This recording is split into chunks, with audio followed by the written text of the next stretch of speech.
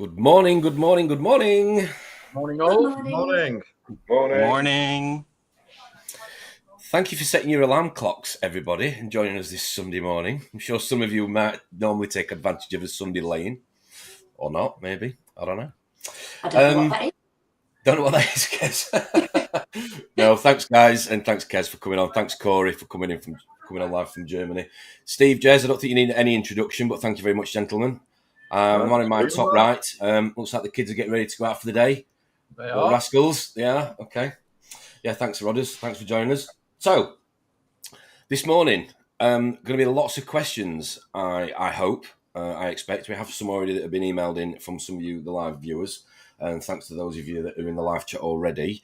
We're going to be talking, obviously, about Jez, Steve, Kez, a lot of the XODIS products, brands that you guys distribute to LFSs up and down the UK, but also probably a few questions, probably a few personal questions, but hopefully not too personal, about your backgrounds. I think that would be good for some people that might not have recognised or seen your faces before. So we'll talk about that throughout. We have the prize draw, of course. You've been very kind to give us or donate the new Ion B range, which we're going to do at 11 o'clock for those of you that have tuned in this morning. I'll talk to you a little bit more about that in a second. But how is everybody? Good weekend so far? Good? Very good. Yeah, not too bad, thank you. Okay. Anything reefing related? No? Wipe the front of my tank. Got picked up all I ever do. Okay, let's go around the table. Sorry, Steve. Wipe the front of my tank. That's about all that I ever do. It's a nice looking tank. I've not seen that before. What size is it? That's a 6 by just over 2 by about 16 inches deep. Right, okay. Deeper than that for some reason, front to back. I have a feeling that you will be getting a message from a certain Scottish reefer asking for a tank tour. So you should expect that imminently in your inbox. But no, nice looking tank. Is it mixed reef? I think you've told me before, isn't it? Mixed? Yeah. Okay, cool. Yes, we need to know more about that tank, definitely. But so other than wiping the glass, nothing. No, that's it. No, it's, the whole thing with my setup was I had a stand failure a few years ago. Right. And I took a break for a short while and then came back to go back to Marines for a trial, shall we say. And speaking with Jez about it, I was a little bit sort of concerned with the amount of time that I'm not at home, that I just don't have the time. So the idea was set it up fully automated. So it was literally fully automated. And you're on Modern Reef, aren't you? Because you helped me out a little bit with it. Modern Reef, yeah. So it just everything that I need it to do: water changing, feeding the fish, dosing, everything is absolutely automated. So I literally just clean the glass. Yeah, we definitely need to know more about that tank. It looks stunning. It looks stunning, mate. Rodders, what you been up to then? Anything reefing? Any new purchases recently? I have a twisty wrasse. Hey, are you a proper one? Yeah, I went and picked it up yesterday afternoon. So and a chalk over as well. Nice. All doing well, yeah? Yeah, good. I haven't seen it this morning. The lights are still off, so. All right, okay. Fair enough. Corey, anything reefing related? I know you're in the farm a lot. Do you have a tank at home? No, he's not there. We'll go to Kez. It was for Corey. I was going that way around. We'll go to you, Kez. Sorry, anything reefing related this weekend? Anything that you've been up to? Anything to report? Oh, always. Because obviously the Opus tank is all automated, but I don't really have to do anything with that. I clean the glass once every 2 weeks and that's it. But then I started to get a little bit bored. So I missed the tinkering. So I've built myself an aquatic room. So I've spent all weekend testing, ICPing and correcting things. So yeah, it's very much a lifestyle more than a job. Yeah, I can imagine. Jez, do you have a tank at home at all, or are you? I live everywhere. He's sick to death of aquariums. Yeah, is the ocean your tank? Yeah, end of the road is my tank. No, but I tend to spend, because I suffer with my health, I tend to spend a good bit of time in Spain, and then I travel for work quite a bit, and then I'm back in the UK. So as much as Steve and I have talked about getting a tank running for fully automated for 3 months unattended. We don't think we can do it. Right. So I'll be here in Spain for 3 months, and then I'm back beginning of March, and I'll be in the UK for 3 or 4 months. So I don't at the moment. I miss it, and I've never lived closer to salt water because there's a beach and a thing just down the road and a free water change. But no, I don't have a tank at the moment. So, okay. But I'm here in spirit. That's the main thing. Corey, do you have a tank at home? Can you hear me now? I do. Sorry, I had some internet connection problem. Right. I do. I have a Opus 200, and it looks like a mess right now. So I definitely have to do a deep clean today. Big water change, clean the glass, clean the back. It's gonna be fun as soon as I get done here.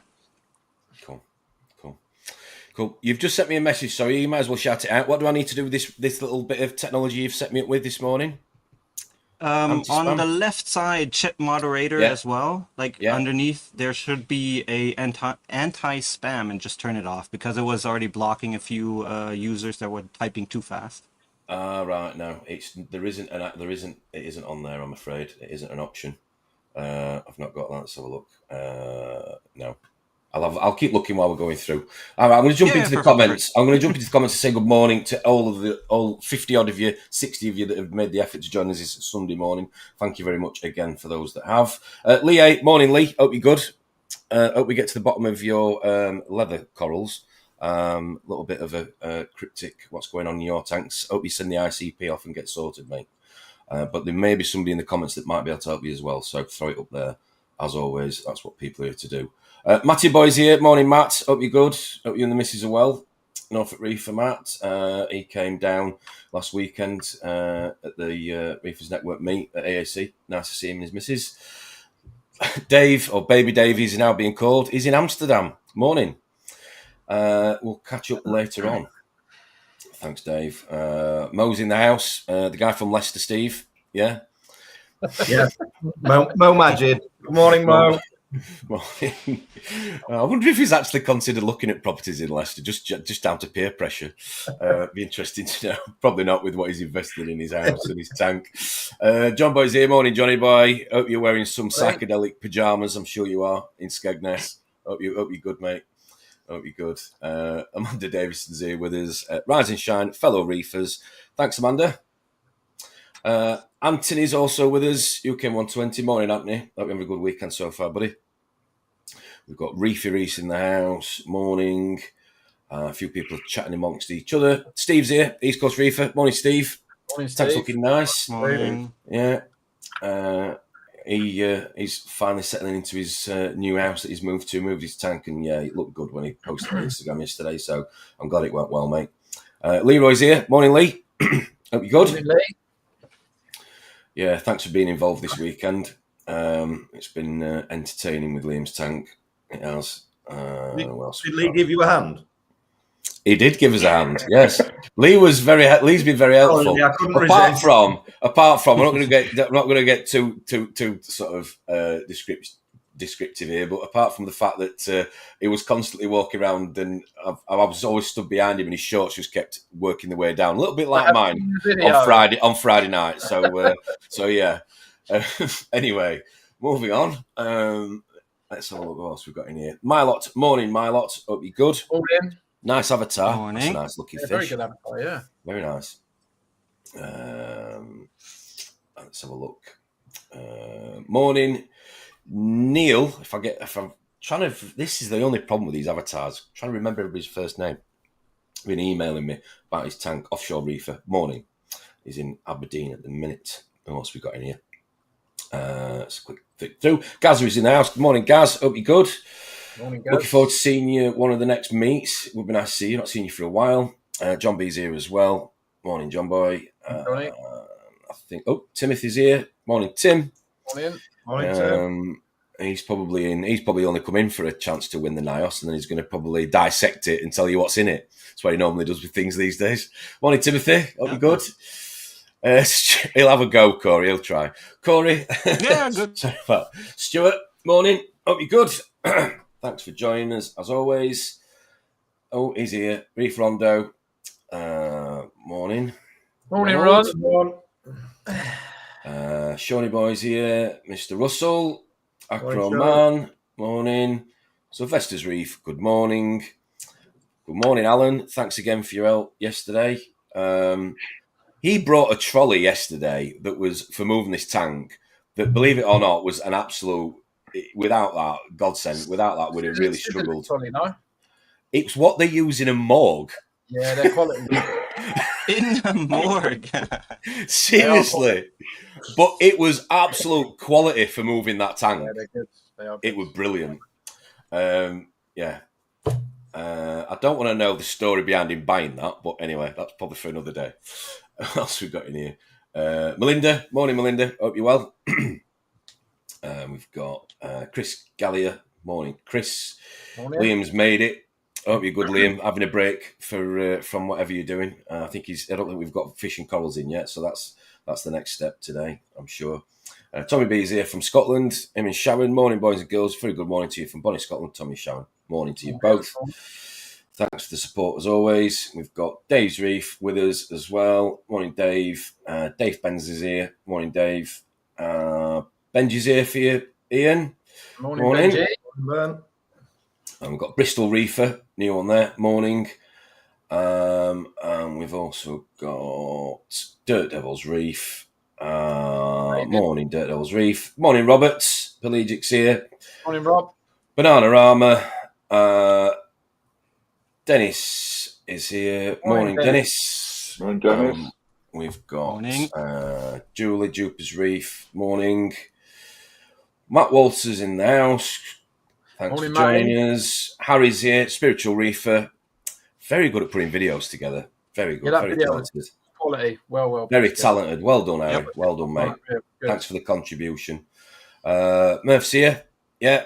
Thank you very much. Mate. Morning, buddy. Nice to see you. Thanks for the ongoing support on the Instagram. It's appreciated. We've got Abdul with us. Morning, Abdul. Morning, Abdul. Nice to see him in the chat. The list is getting on. I'm sorry. I'm running out here. Sorry, Reefer. Good morning. Thanks for joining. Lee's Reef. Nice to see you. Bruce's mummy. Appreciate so much. Lee stayed a lot longer. Thank you very much for the help yesterday. Right, we're good. Hello, good morning, everybody. Join us. Thank you ever so much again. And I will, as always, I will try my best to say hello to anybody that jumps in throughout the stream. So we have a few questions, obviously, that people have emailed in. A few that me and Ian want to ask you guys this morning. But we're going to talk about the prize draw, the giveaway. So, Corey, we're using a new bit of software that you've literally gave to me 10 minutes before we went live here. So I'm passing this to you if this doesn't go right. Right? Okay. No, whenever I do a poll on here, I have faith. I have faith. Okay, brother. But whenever I do it, it goes pear-shaped, or banana-shaped. So it's on you. So we're going to start this from now. Is that right? Is that what we've agreed? Yeah, sure. Okay. So what do people need to say? Because you've said to me to use this banner. So the prize draw is going to be, I'll let you explain, sorry, is this. Yeah? Explain, please. Correct. Liquid is our new coral food. We wanted to call it liquid coral food, but that just sounded too bland. So we tried to make a little wordplay on it. And since it's red, I thought that would be a nice name. And then when German customers started using it, they were extremely happy, especially with fat LPS like trachyphilia. And some of them started to adapt the phrase when using it, the liquid effect. So I think that's a cool name. Okay. And when you type that in the chat, you have a chance to win the whole prize, right? Yep. And we're going to do the draw at 11 o'clock. Is that that's what we're agreeing? Yeah. Halfway point. Yep. This morning. Okay. And just sorry to be a bit of a party pooper to anybody outside of the UK. It is UK only, just due to postage, customs, etc. Correct. Okay. Thank you. Okay, so we do that at 11 o'clock. So if you want a chance to win, you need to tap that terminology into the chat, into the comment section, and this bot that Corey has kindly set me up with will pick a winner at random at 11 o'clock. Okay.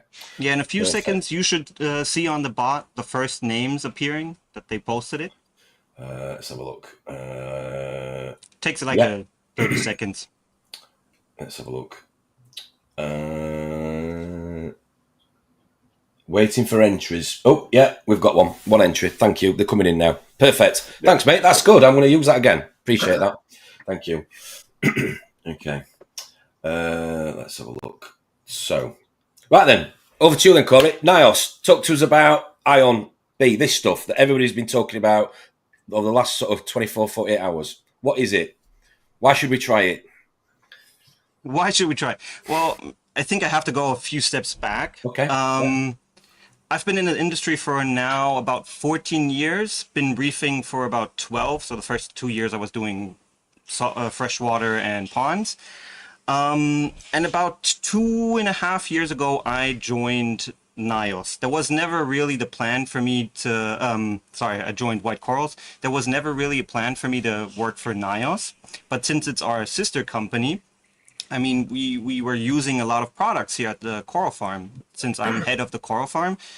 And I wasn't really super happy with the system that we had available. It was a lot of things, but nothing coherent, like nothing that works hand in hand with each other. So I came up with a two-part, basically alk based on sodium carbonate, which boosts the pH a little bit, and a calcium part, which also has a little bit of magnesium in it. Also, both parts have split the original Balling part C, which was for ionic balancing. We split that open and mixed it already in both of them. But then you only have the alk and the calcium. So what I thought to myself, how do I get the trace elements like the way we need them to grow corals perfectly? Every system is different, so just adding a set amount in there wouldn't just be perfect. So I split the trace elements into 3 bottles, and 2 of them, 1 and 2, go into the calcium. That's why the color match, if you can see, like that's pinkish. Yeah. And number 3 goes into the alk. Let's say you have your next ICP test and you can see that maybe iodine, which is in the ion element 3, is still too low. Then next time you mix it up, you can just add a little bit more of the trace 3 instead of having to buy 20 different bottles to play mad scientist and get it right. So it's basically a 5-bottle, 2-part system that can be adjusted to your system, basically. Oh, okay. How I got that? Yeah, no, great. Great. And how long has this been in the making for, you say? How long have you been experimenting with it? Basically, it was right when I started here. As I said, there was never a real plan for me to work for Nios, but it just happened really fast. So basically 2.5 years we were working on it, fine-tuning it, and now we released it a couple of months ago. So about 2 years, I would say. Cool. And does this product suit any type of reefer, or is it sort of aimed at a certain... Okay. We recommend, of course, I'm a stickhead. So I grow acropora for a living. Of course, we also do LPS, but mostly SPS. So if it works perfect for an SPS system, it cannot not work for anything else. Right, okay. Fair enough. Ian, you're running it. Yeah, go on, Ian. I was going to say you're running it. Corey, so how long have you been using that on the farm now? And obviously, what difference have you seen from what you was using before? We were using our old system, which was based on bicarbonate. Before, I never really got the pH up. I was always running 8.1-ish because we have so many people working here. As soon as I switched, I run now up to 8.45, so it's super, super high. Even though it's not based on sodium hydroxide, we still get a super solid pH. With the calcium part, now it's just enough magnesium to keep our uptake, so I don't have to dose extra magnesium. Beforehand, we were dosing extra magnesium, which saves me another dosing head. And a lot of times, what we would see is that certain trace elements like sulfate, or that's a major element, but sulfate would drop because when salinity rises, you try to fix it with freshwater topping off. But then you bring everything else down, then salinity rises again, try to bring it down, everything else goes down. And now since we had the ionic balancing mixed in, we don't have that issue anymore. All the big elements and small elements stay right where they have to be. I've seen at least 20 to 25% higher growth rates than before if I compare the amount I'm dosing now to the amount I was dosing before. So I'm just right in saying that obviously this would be really good for someone who lives in, say, a small property with a lot of people, obviously, that are breathing CO2. Obviously, that will reduce the pH. Obviously, with this, it helps hold it at a higher level. Correct. Brilliant. Good. Sorry. Gaz's Reefers put on a good question, and we seem to be having some issues with the reef bot. Yeah, it's causing some issues with the competition. Yeah, it's having some issues. I'll deal with that in a second. I'll let Corey answer this. I'm going to go back to my original wheel of putting people in. Don't worry, guys. If you've already commented, you will get a chance to win it. I'll be fair and square with everybody. That's Sorry, a good Corey, question. over to you. Yeah, that's a good question. As I said, in trace 3, we have iodine as well as fluorine. Usually I would say in most tanks, when iodine is low, fluorine is low as well. So you don't have an issue that you try to raise your iodine and then your fluorine goes completely through the roof. That usually doesn't happen. That was one of the biggest things about the system. We didn't just do it theoretically. We did it with our systems. We have so many different systems here that we try to get a nice middle ground. Oh, you there? Lost him. He's gone. Oh, he's gone. Technology. It's always German technology, eh? I'm sorry. I was like, my internet is a mess here. Where was I? You were just saying you've got various different systems to be able to test it on. So I know you've got. Yes, correct. Sorry. Yeah, we were doing it on all our systems, which helped us to get a nice baseline of trace elements that suits every tank. So there is usually not an issue if you try to raise, let's say, vanadium, that all the others go up and down. It should be a nice match. Of course, you will always have 1 or 2 trace elements in every system that you probably will have to singly add, but usually the mixes work perfect. So on something like this, Corey, we're looking at probably sending in an ICP once a month. And if you do need to make any slight adjustments, it is only a little tiny bit. Okay. Correct. And that's great because at least you don't have hundreds of bottles to buy then. It's only the Yeah, I usually just have to add a little bit of zinc into my systems. Everything else is suited. It's not only that, you can basically dose the whole thing on 2 dosing heads, which is incredible. Yeah. And when you say you need to add a little bit of zinc, Corey, are we talking about the coral farm there? Yeah, the coral farm. So it's not a normal system. No, for sure it's not a normal system. Yeah.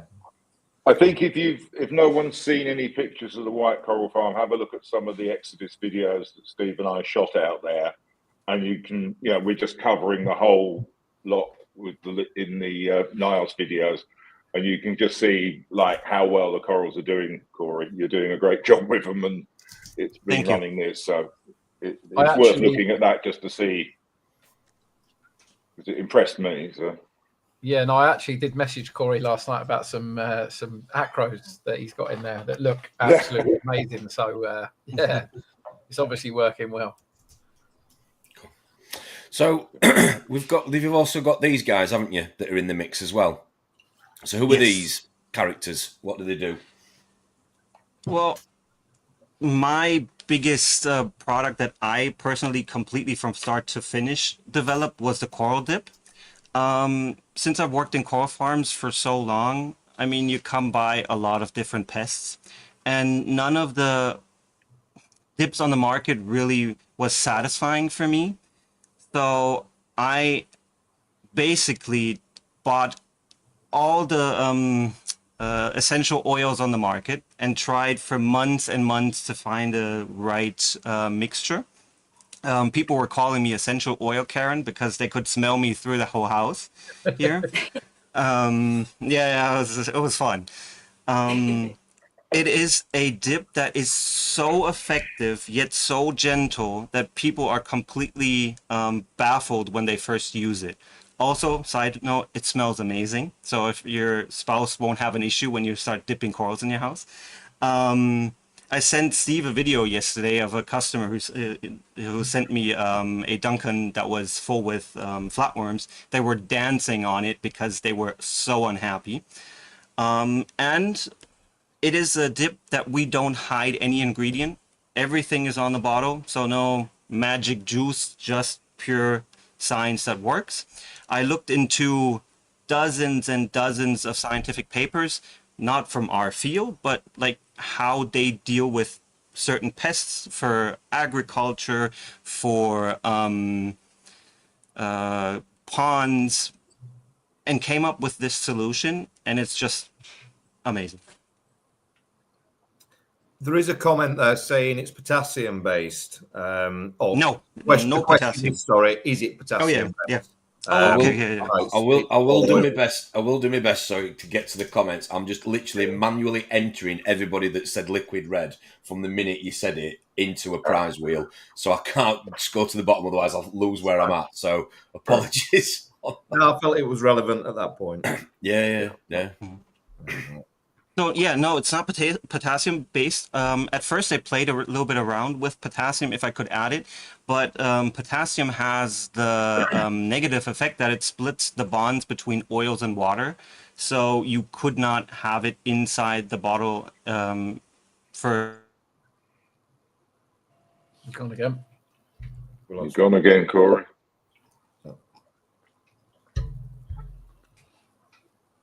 Am I back? You're back. Yes.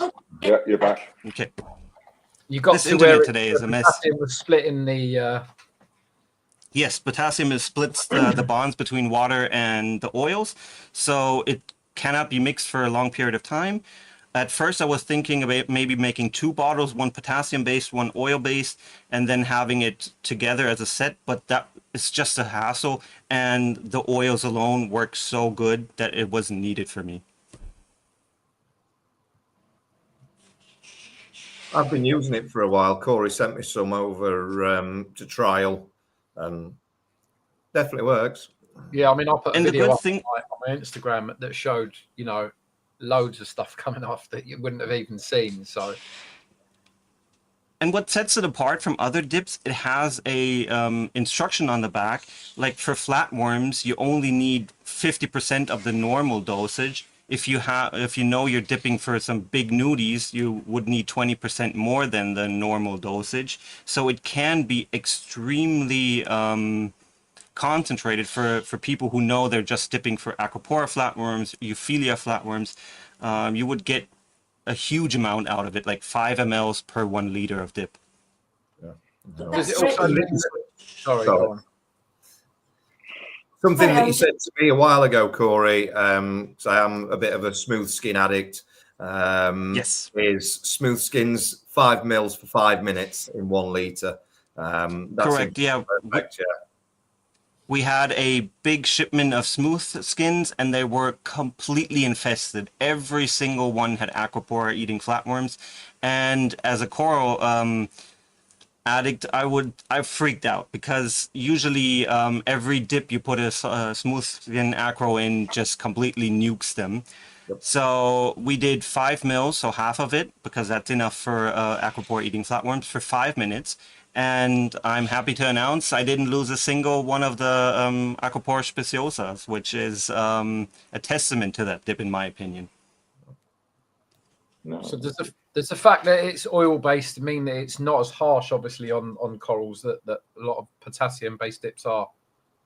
It depends on the oil. There are some oils that are super, super harsh, but the blend that we did is so gentle that with Acropora, you even see them having the polyps out in the dip. You don't see any sliming that you usually see with potassium-based dips. Yeah. Just super gentle. Cool. Brilliant. You're muted, Tom. These are I know. Sorry, it's because I've been hammering the keyboard while you guys have been talking. So this is everything's now is available in the shop, Steve. Yeah. Yes. Right. Yeah. Okay. Cool. Right. Yeah. Price wise. Sorry,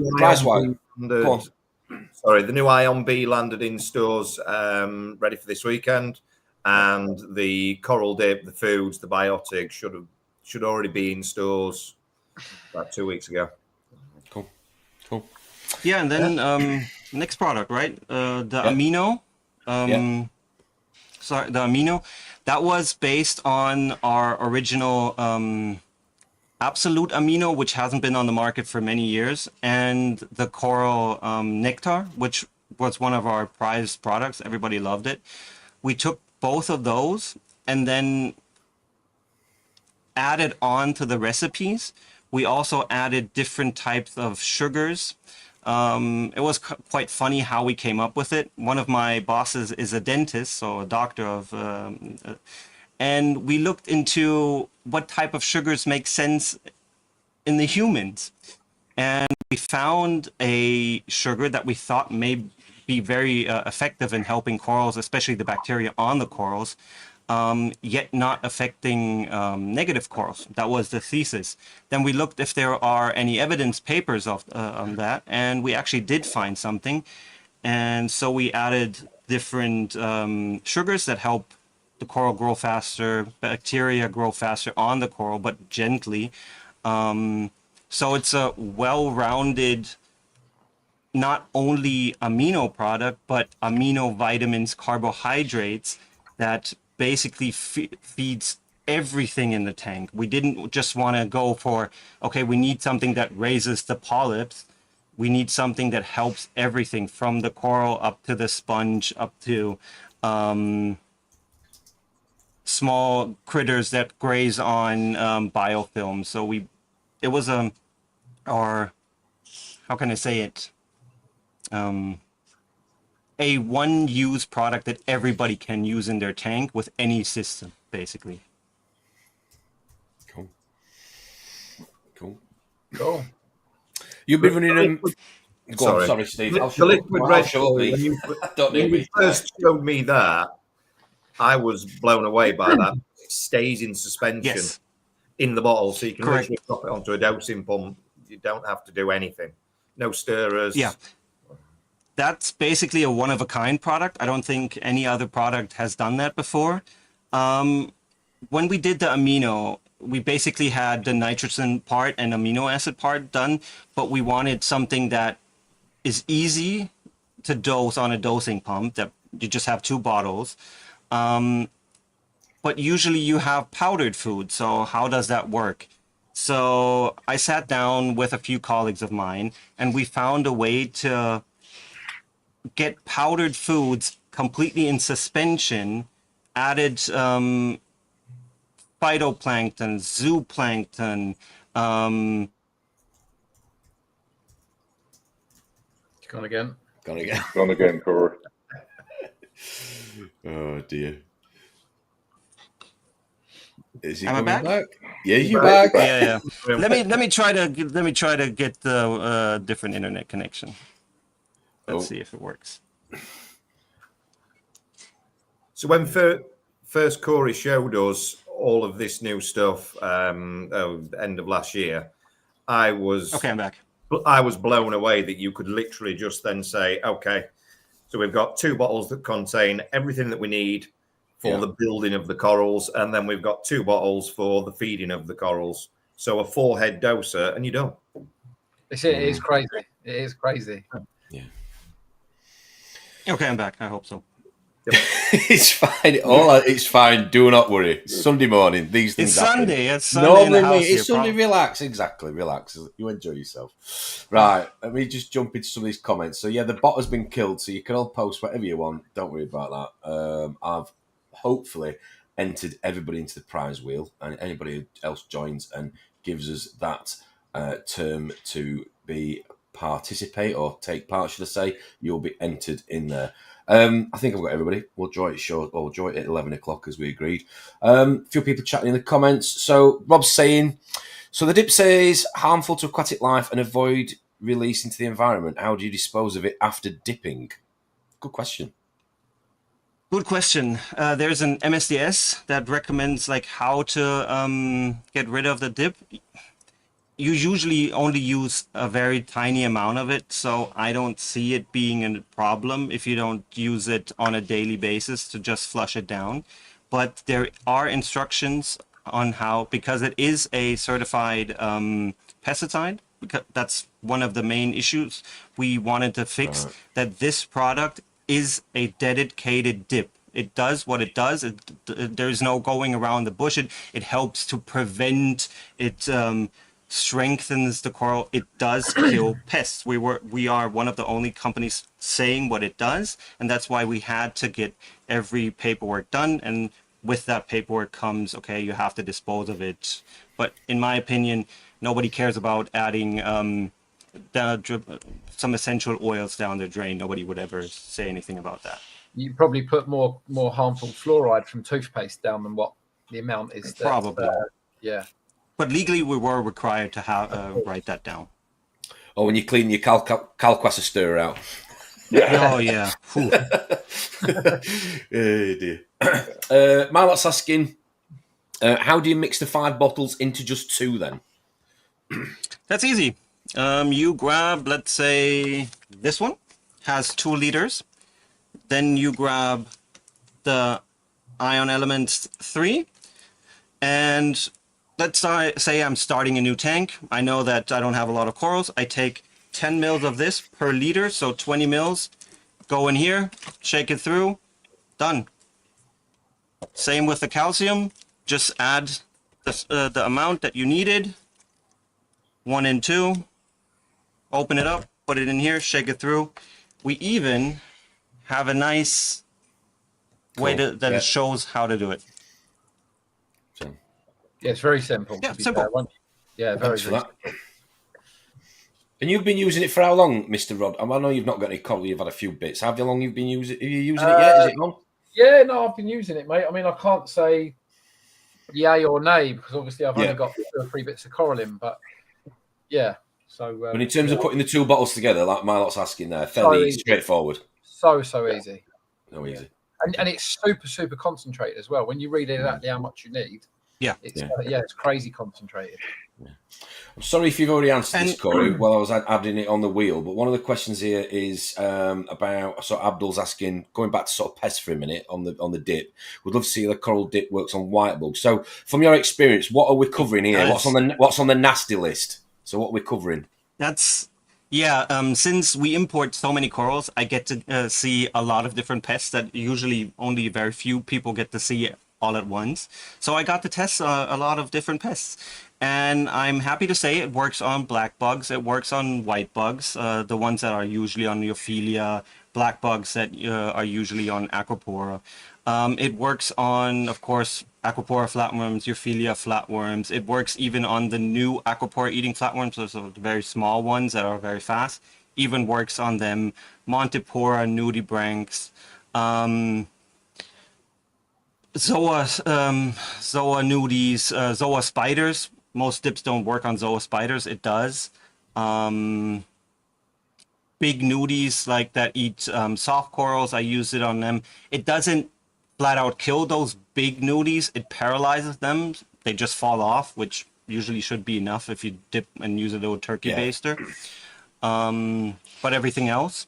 A side note that we didn't write on the bottle, but I've seen it in the process here, that it affects the eggs of Montipora eating nudibranchs because they're very soft and easy to get through, so it affects them. I wouldn't say that it kills all of them, but if you missed a few, it definitely reduces hatch rates.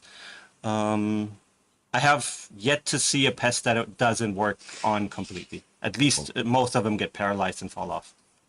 Thanks for that. I want to ask you personally then. So obviously you're in a position of innovation. You experimenting with different things. When is it going to be possible, do you imagine, from your experience, to get to a point where you can create, I suppose, and invent something that you can dose in a tank that may have an infestation or an issue? Because it's all right saying you're dipping it, but if you've already got a coral or a tank full of corals that have got pests, you know, that have based out in some cases. I mean, I've had these issues over the years, and it's not as easy as some people say, just break it off and dip it. How do you think that's a possibility in the future? For flatworms, I believe there is, yes. Okay. While I was doing the dip, or working on the dip, I found one of the ingredients to be extremely effective against flatworms, even in smallest dosages. So I have been playing with that as an in-tank treatment. But since I'm working on so many different projects, I haven't gotten into depth, like how much I need for how long. But I believe there is a way to at least get flatworms out of a tank in the near future, yeah. Cool. Because I know one of the issues that we have in the UK is access, and I'm not going to get my science out on because I don't know all the names, but is getting access to certain chemicals or ingredients that aren't obviously as readily available over here as probably in other parts of Europe and America. You know, so is that something that you think you probably could do in the future? Make it a bit easier for us I UK think so. hobbyists? Okay, cool. Thank you for that. Anything else you guys want to talk about with the new Ion range? I mean, I think everybody's getting excited about trying it. I'm sure there's some people that have already bought it this weekend, since it's been on the shelf for a couple of days. If anything, you use it, Kez? Would be a good one to talk about, Corey, and I know that Kez has been using that as well. I was about to say that Kez was really happy about the biotic. Yeah, I absolutely love the biotic. I'm a huge fan of that. I can't believe how many problems it solved really quickly. For example, one of my new tanks was going through the ugly stage. So I had diatoms and I had algae in there. So I used biotic for 2 days and it cleared it. All my sand is lovely and white and clean. Just unbelievable, the difference just in 2 doses. So I'm also using it in the maintenance dose in my Opus tank now. And it's just brilliant stuff. I even had a problem because I got some Acropora frags last week, and when they turned up, they'd stripped, so they looked bloody awful. And I thought, they're not going to survive. And I put them in a tank with biotic, and they've grown the skin back. They've gone from having 20% of the skin left to about 80% just in the last week. And I'm thinking it's probably the biotic. Yeah, magic. Sounds... Yeah, sounds like magic potion. That. Yeah. It sounds like a magic potion for sure. But it's actually, I wouldn't say it's science. We started working on it when we had developed some weird bacterial issue in one of our farms, and since you guys have the same issue, antibiotics is not readily available over there, we had to find a different way of working with it. So we looked around, and probiotics was the thing everybody was using if it's in aquaculture, agriculture with the cows and everything. So we thought to ourselves, okay, let's try to come up with something. And after a long trial with a lot of customers that we gave it to see how it works, we came up with the biotic. It's different strains of probiotic bacteria that basically prevent pathogenic bacteria from growing out of hand. There's also some coral food in there that helps struggling corals recover faster. It has a very nice effect on the water clarity. Water is completely clean on the after a day, so it's super clear. It was not really meant for getting rid of something like cyano, but it's really just meant for struggling corals, help corals get more puffy, healthier. Positive effect, it reduces phosphate very well. So if you have issues with high phosphate, just give it a try. Also does that. A lot of our customers, especially the Euphilia loving customers, reported that their Euphilia were opened like never before a day after using it for the first time. So it might not be the cheapest product on the market, but it's definitely one of the best on the market. Can you overuse it? Yeah, for sure. I mean, it pulls down nutrients. You can get a bacteria bloom of it, but that's I haven't seen that with customers that often. It's just basically if they overdo it, phosphate can drop quite quickly. Right. Okay. And am I right in thinking go on, Kez. the fish? Sorry, Kez. Go again. I also in thinking that you can mix it into the fish food to help the fish's gut health as well. Yes, correct. That's something that we will eventually have a how to use protocol on it. Like if you're noticing that your fish is losing weight, not eating as well, you can take a tiny amount of it, mix it in your frozen food, let it sit for a while, and then feed it to the fish. It helps them their gut to regulate itself again, and you will see that some of the fish that were struggling recover quite fast. We use it in our fish systems now. It wasn't at first planned, but it's a very good tool for a lot of things. Wow. A quick question, Corey. One of the things I wanted to ask you, and I think we covered a bit of this when we was out in Germany, with these type of probiotics, are you seeing less bacterial disease in corals? Do you think it's helping because it's out competing the bad bacteria? Correct. You finding that? Absolutely. As I said, that was the main goal why we started doing it, because we had those weird receding edges of chalices, torches not opening up, aquapora being just turning grayish. And after dosing it for 3 to 5 days, all of that goes away. And then when I dose it now once a week in the farm, so it's not that much. I never had those issues again. Yeah, good. I know there's going to be probably these instructions on the back of it, but for anybody that obviously hasn't got it in front of them or seen it, anything that you need to turn off when you treat it, like skimmer example, or I usually would recommend turning off the skimmer and maybe UV just to give the bacteria some time. Also, when you mix it up, take some salt water from your tank, pour it in, mix it up, let it sit for 30 minutes up to an hour, just so that the bacteria, because they're freeze-dried, just so that they wake up, basically, and then pour it in a tank. Cool. I like to do it in the mornings, not at night, because, of course, when bacteria grow, they pull down the pH a little bit. That's why I like to do it in the daytime. Right, okay. Yeah, useful tip. Thank you for that. I think I'm going to get myself some of that and try it, definitely downstairs on the DT. Right, jump into the comments for you, Corey. Sorry, you're on the stage at a minute here. A few more questions. All good. Some other questions. Sorry, buddy.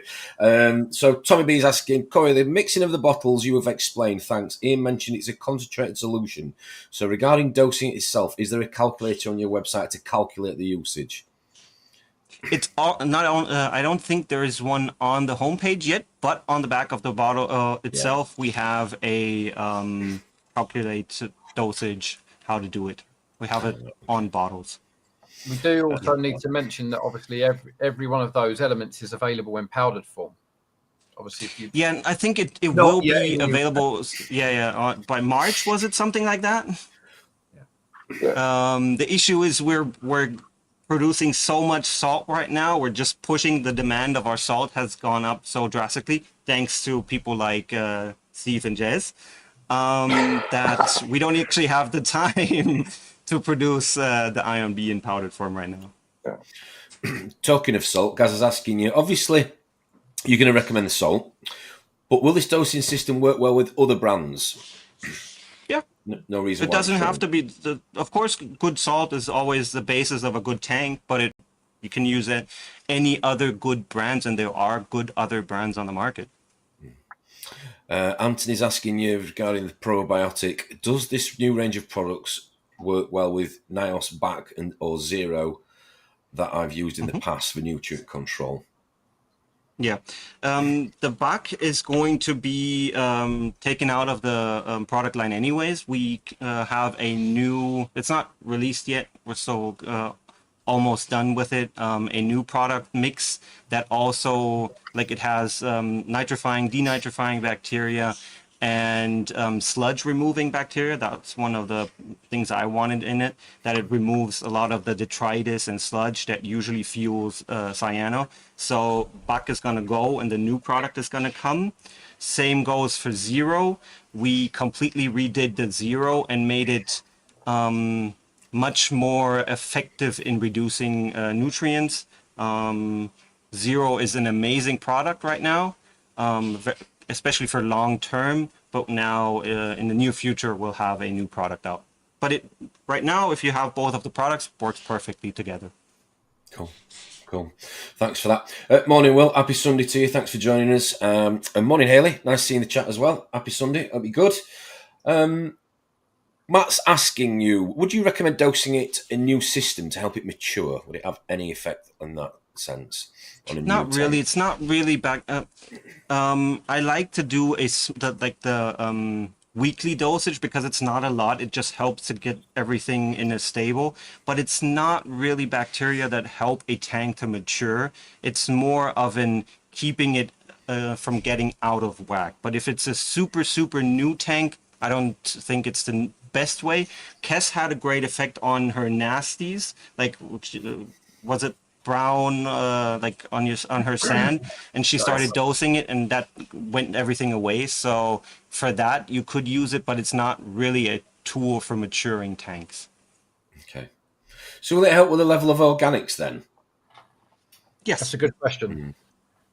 Yeah, it's those bacteria are extremely good in breaking down organics. Yeah, because that's what I have an issue with, because I feed heavy in my display tank, so I have an issue with organics. Oh, then it would be perfect for you.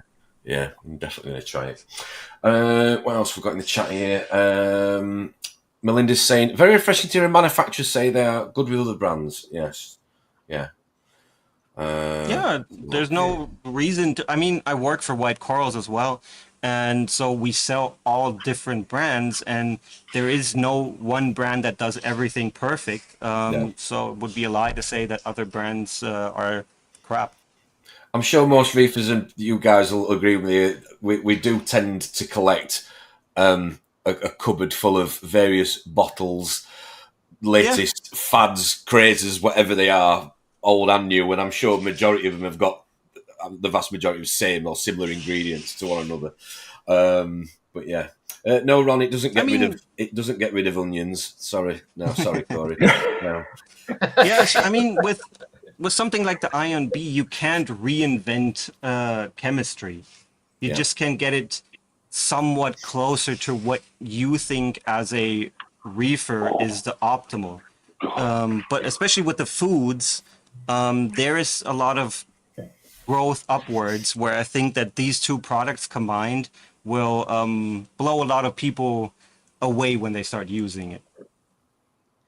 I think it's good to give people, I won't say peace of mind, but encourage people maybe to try other types of, or to keep different types of corals as well. Because I think sometimes people really avoid, especially like SPS, because they're expensive and there's just this sort of, I suppose, stigma almost that they're a lot, they're going to die the minute you look at them or, don't do something right. And I think probably little products like this will give you, would you agree, a little bit of an advantage maybe? Absolutely. But on that, Tom, can I just say, we've had SPS in the hobby now for hundreds of years.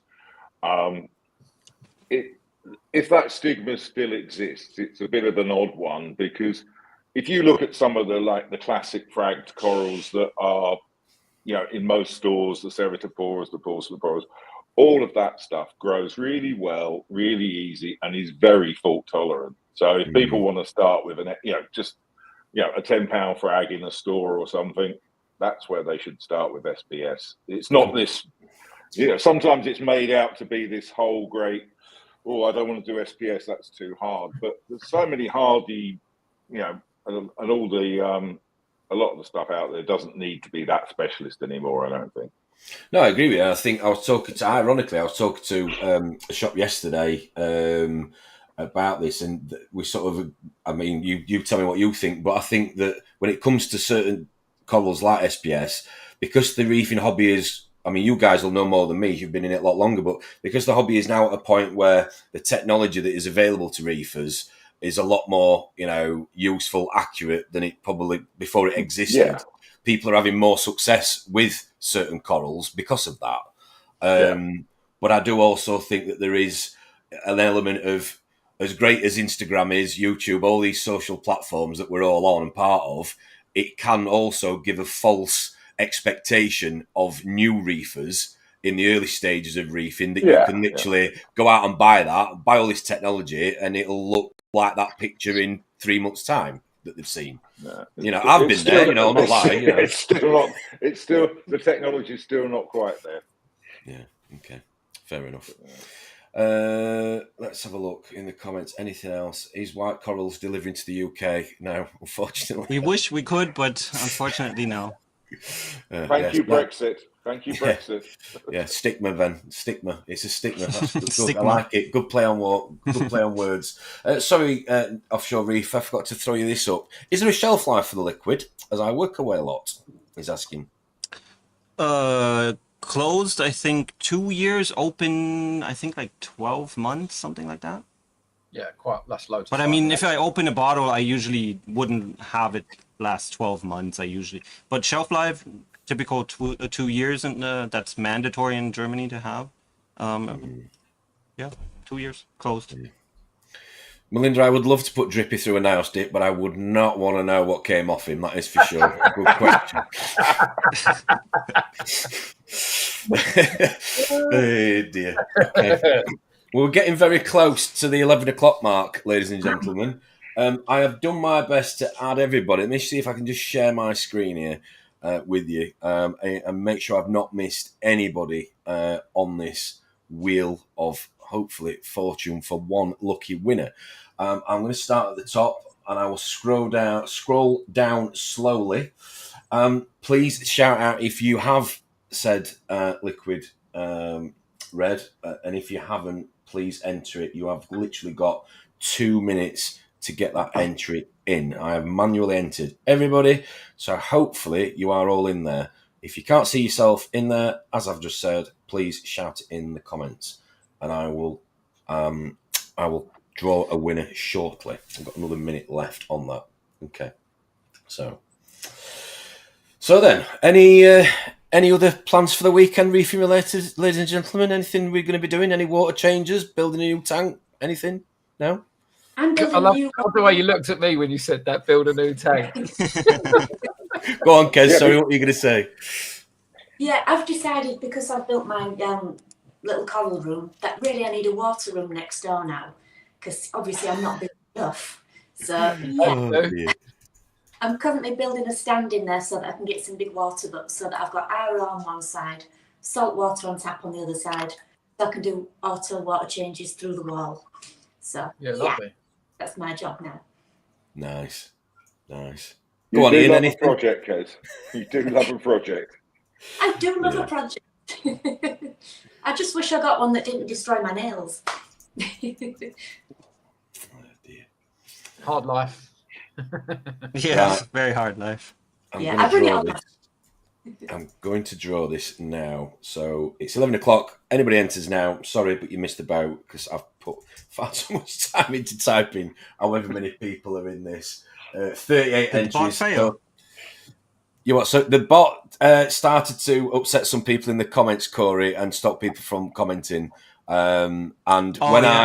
When I changed the settings as you advised me, it actually reset everybody. So everybody that had entered was no longer there. So yeah. Okay, next time then. Maybe next time on your channel you can try it. Okay. Right, let me go here and present. So here we go. Everybody's in there on the XODIS prize wheel. Good luck to everybody. And as we've already said, if you haven't already heard, you do need to be UK based, unless you've got somebody UK based that you've agreed with in the comments that's going to post it out to you. Right, okay. Good luck, everybody.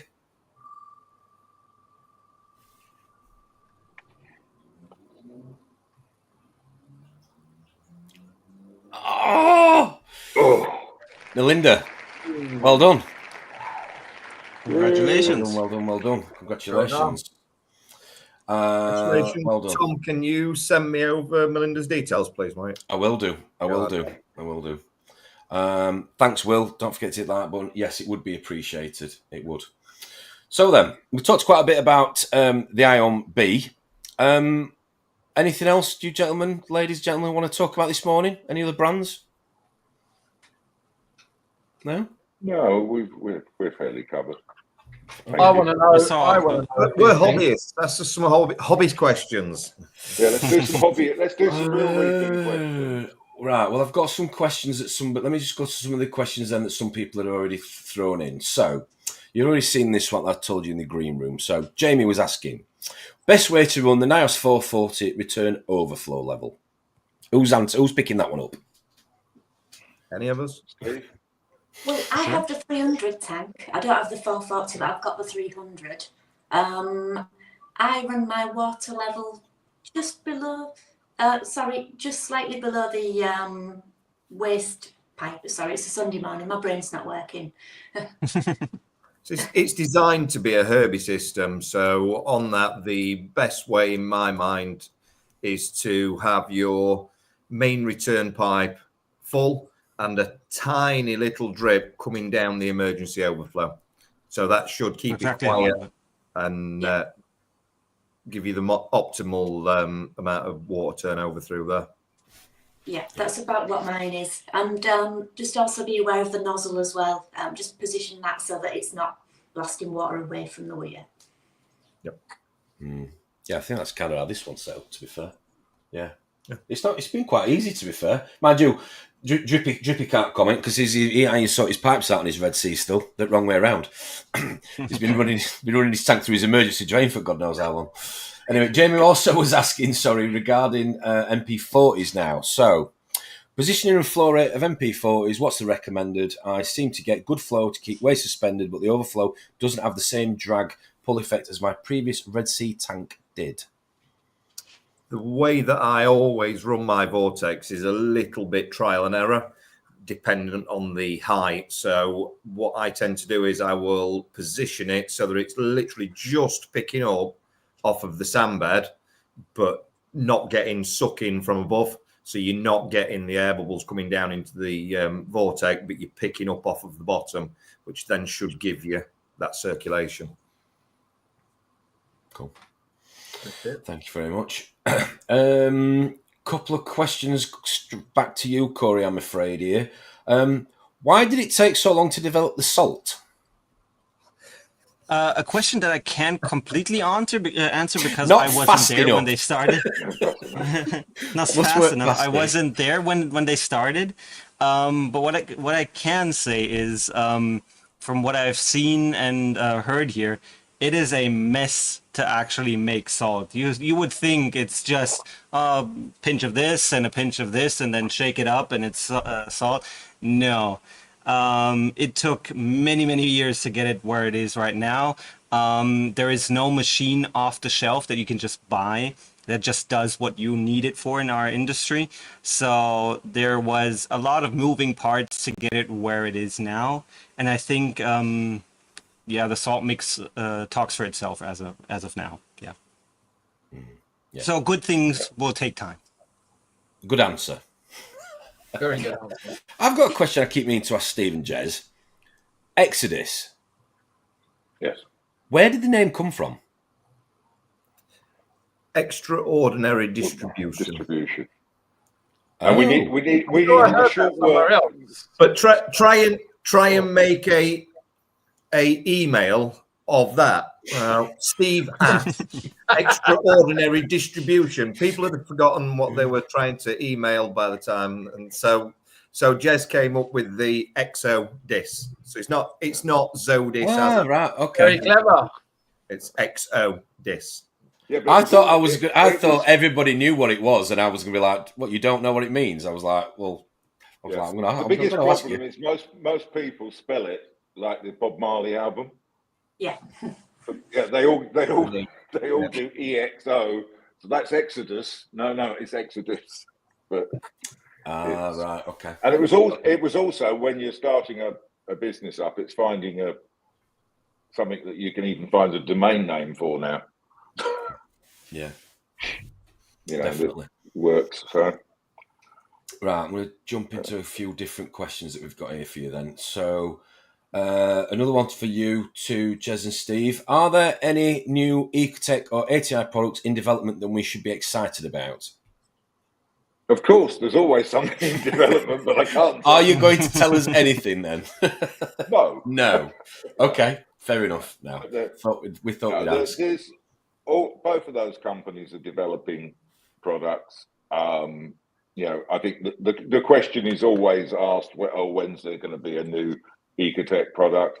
A lot of those products, and I've said this, and there's no secret to this, as technology changes, and gets better, or advances. LEDs get more efficient, or things that often drives the next generation of products. So there's definitely stuff in the works, but nothing yet.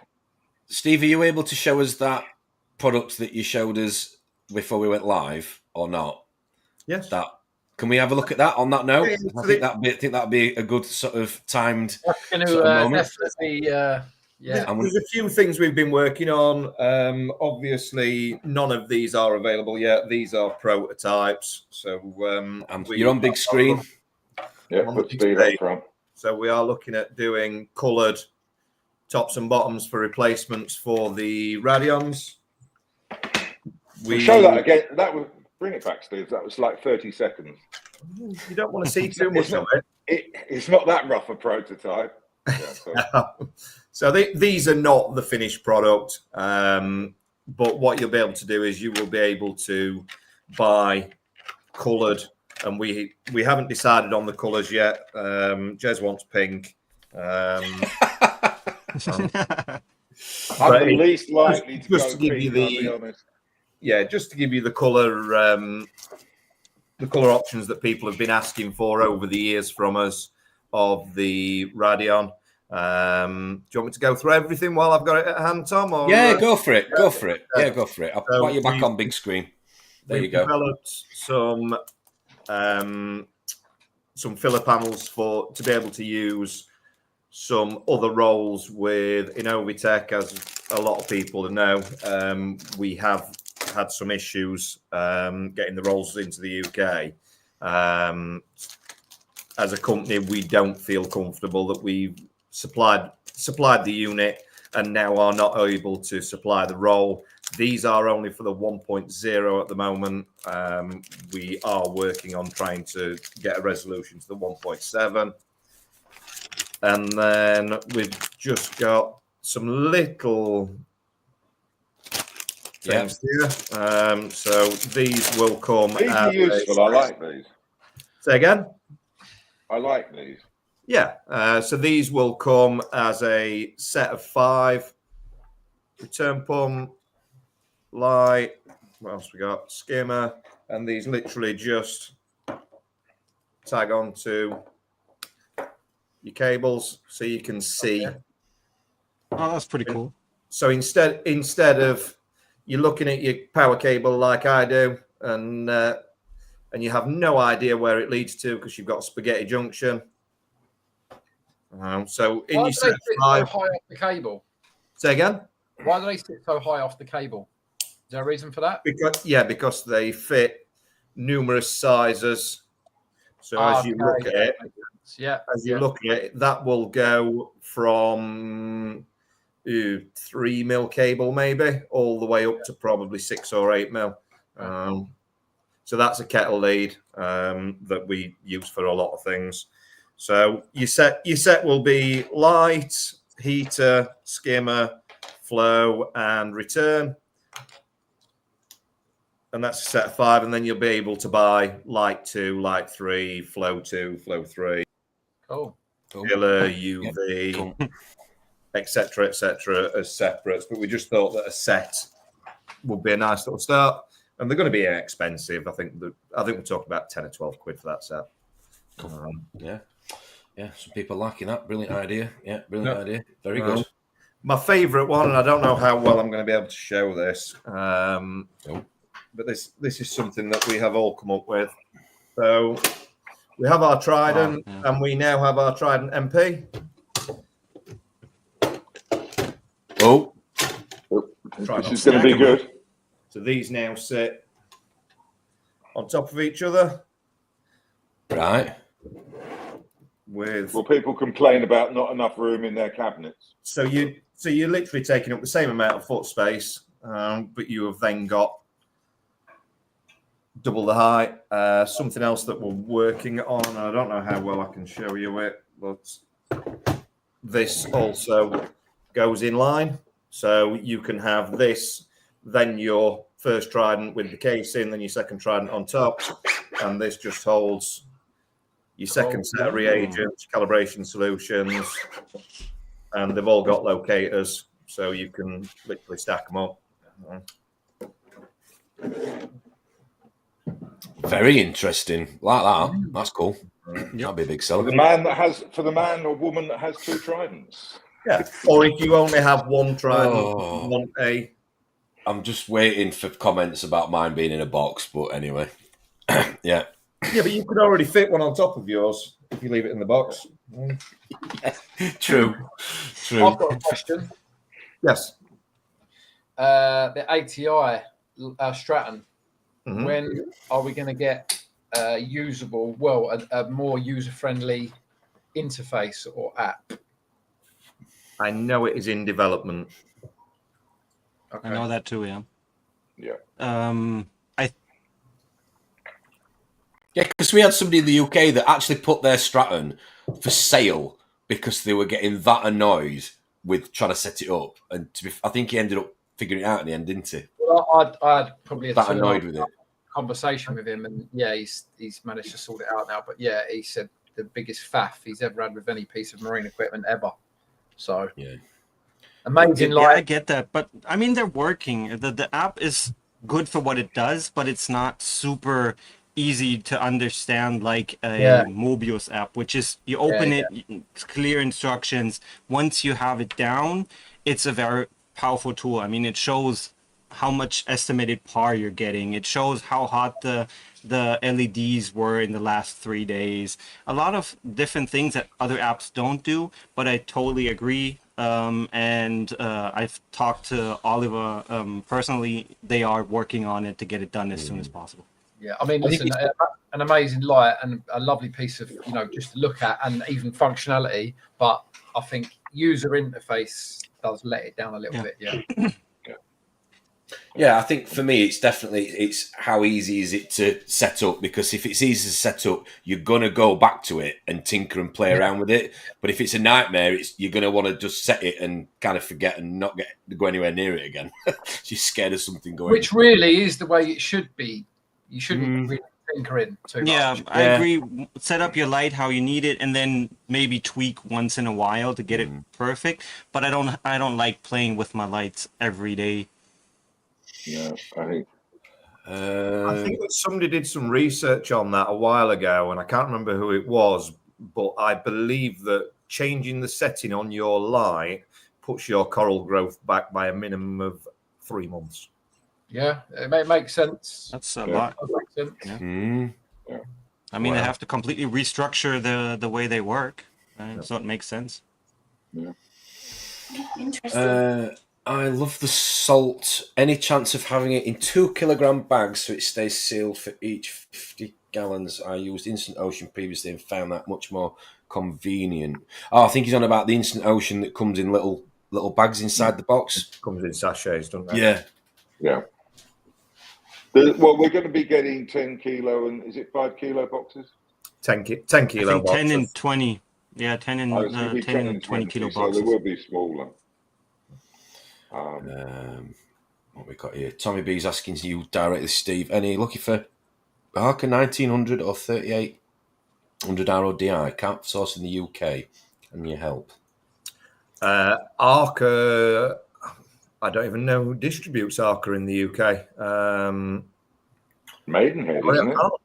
Is it Maidenhead? They used to. I don't even think they distribute or deal with them anymore. If I'm honest with you, because I know they were sending a lot of our stuff off cheap. Not too long ago. Yeah.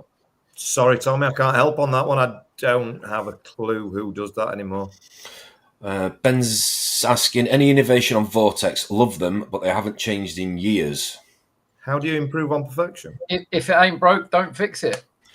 honestly, then, have you seen an impact with the Jebao? No. No. Okay. No.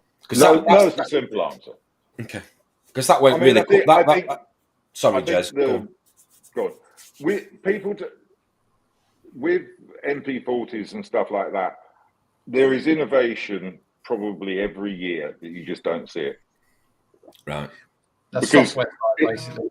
Well, not only software, but materials. They constantly evolve in the wet side materials, the coatings, things that, we know that stuff wears on wet sides over time, but that sort of, there is an ongoing there has been ever since Gen 2 was launched, an ongoing development of the wet side, the motor internals. There's lots of stuff goes on behind the scenes, but you reach a point with lots of products in the market where there are some new things that I'm sure that they will be doing, but ultimately you're taking a pump and moving water around, and you can and there's things you can see, like in the 3D printed market, there's lots of people have done like flow directors and cages and things, and that's just, but it's very hard to evolve it.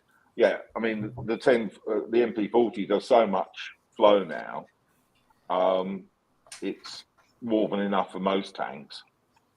If you're going to go bigger, you've got the 60. If you're going to go bigger than that, you've got things like Pantaray, or that do really big aquariums. So I think there will be some new stuff, but I don't think it is going to be overly groundbreaking, because I think you come down to moving water at the end of the day.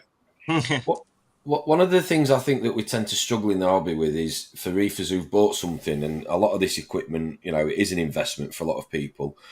Where do you think we can go in terms of like warranties on products? Because obviously they're limited products. There's not really ever an option to extend it, unless I'm wrong. I need correcting. So people will have stuff for a certain amount of time, and then things might break, or how do we go on in terms of spare parts or getting stuff refurbed, or can it be? I think that's always been at the core of what we do at XODIS, without making it but I'll say that I think most of the other, if I talk about my contemporaries, most of us in the UK have a positive attitude towards getting stuff repaired. We're still, we still got parts for Gen 3s. We're getting more. We've got clusters for XR30 Gen 4s, which is a 6-7-year-old product now. And we have, because we understand as hobbyists ourselves that somebody has made a commitment into a light that costs money. But even if you spill water on it in 5 years, we try to have all the components for it and servicing. I mean, Steve and I have sat there a few times and said, should we offer an extended warranty where you pay, I don't know, something a bit extra and you can take out. But we have such a generous warranty policy. Okay, that's good to know. We genuinely do, and Ecotech always has had a generous.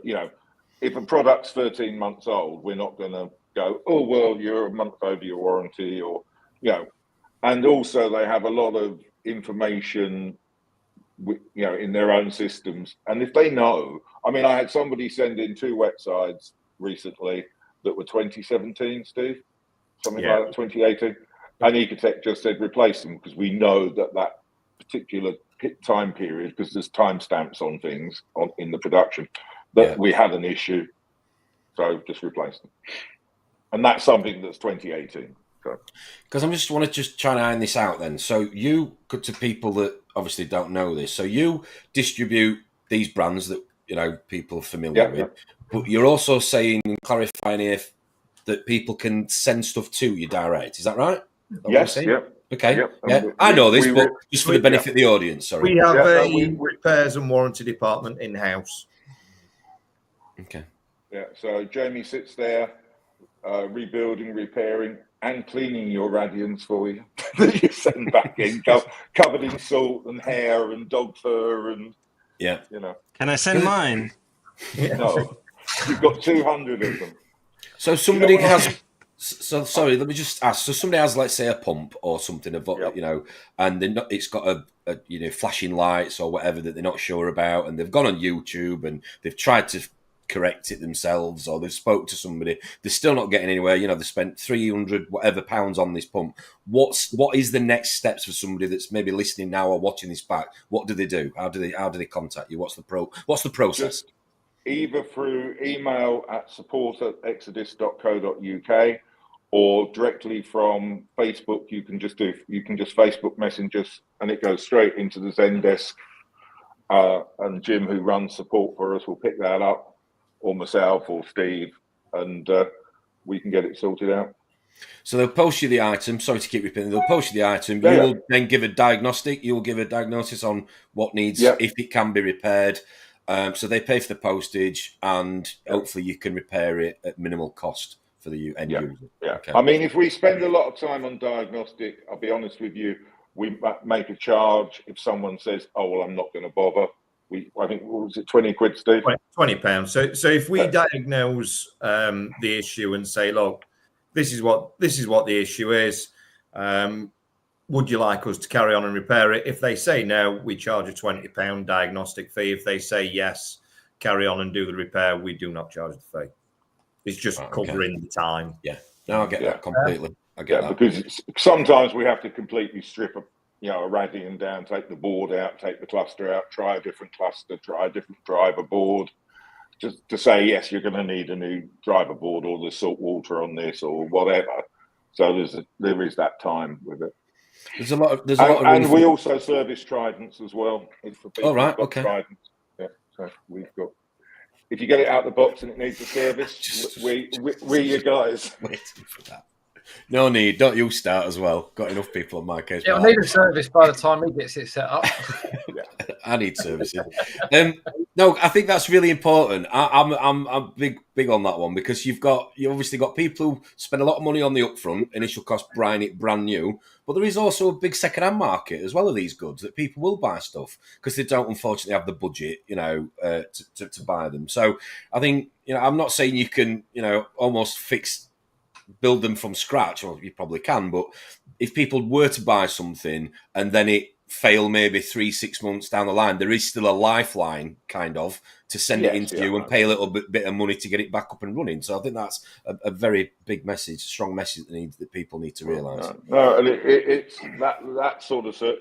I think the thing is, Steve, myself, Kez, Jim, we've all been or are reefers, and you always know that the biggest problem is you bought something, and I remember trying to get, back in the day, like when it was metal halide and T5 units, and I remember being in the store, and we used to have to send Giesmann lights back to Germany, and that was just 6 or 8 weeks without a light, and that just get on with it. that was. I remember myself and Jez sitting down and having the conversation when the Vectra was first launched. And that conversation went along the lines of, this is the heart of everybody's system. If we get a failure, we need to resolve that immediately. Not a case of, it's not like it's a light or a flow pump, which you can say, okay, well, it's going to be all right for a couple of days. If your return pump goes down, we need to be able to resolve that double time. And I feel as though we've done that over the years. Yeah. And we literally pretty much, all things considered, and all right, we do have some part shortages that we're tracking down at the moment. But in general, if you said, "Oh, well, I need a screw to go in the bottom of this second-hand Radian I bought, and it's missing some screws," we probably got a box of screws, or we've got all the parts we need. We do pride ourselves on having, I would like to say, every single part in stock at all times. Yeah, definitely. And the same with Nile skimmers and things like that. We've got everything from cups to bodies to stands to bubble diffusers to impellers, replacement pumps. So if you've got a broken needle wheel or whatever in the skimmer, we've got them. So. I shouldn't laugh, Lee, but I love how you've said, how much is the Trident service? I hate doing mine, and then he can't spell one hand. Unless that was intentional, I don't know his wit this Sunday morning. Anybody answer that one on the spot? Do you know? Price? I can't remember how much it is. I think it is somewhere between 40 and 60 quid. And that is strip the entire unit, new service kit, rebuild it, etc. Obviously, we charge for the service kit separate. Yeah. Okay. It takes about an hour to do one. And got it quick. And then we run a test on it as well to obviously make sure that it's working. Well, you're running a business at the end of the day. You've got staff, you've got overheads to pay like anybody has. So, yeah, definitely get that. Totally. Depesh's asking about the app for a minute, so on the ATI. Will the ATI app work with the original lights from 2020? I do not know. The original ones, I don't know. Good question. So I think that's sometimes a reefer's frustration is that a new something comes out and then you can't use the app or things change, even like iPhones, you can't run certain apps on certain iPhones from whenever. So I think I would imagine it will depend if they do a full new software or whether they change the software that they have now. So if it's full new software, I would imagine they will keep the old software running as a separate thing. Yeah. If they update it, then I would imagine that it will run legacy devices. Right. Okay. I am only assuming on that, but that's. Kez, I've got a question for you, my dear. What's your favourite product on your reef system and why? Good question. My Trident, definitely. I've got two now. I've got one running on the Opus tank, and I've got one doing Trident controlled dosing on my tank in the lab. Absolutely love them. It's just been such a game changer for me. Just to look at my phone a few times a day and think, oh yeah, it's testing it for me. I know everything's fine. My parameters are all in line. So, yeah, it's just made reefing so easy. Really? So that's it then? You just need to try it and everything, that's it. Set and forget. I like it. Yeah. Just open the box and embrace Tom. You wouldn't know, Tom. I am one of those people that is a compulsive tester. It would take me a day doing tests. And because I've got so many tanks as well, quite often I'll just take a water sample from one of the other tanks that doesn't have a Trident on and test it to my Trident so that it can test for me on different tanks. So it's just an invaluable piece of kit for me. We want you in the game, Tom. Come on. We want you in the game. I'll give you the secret Trident sign and then you can be in the club.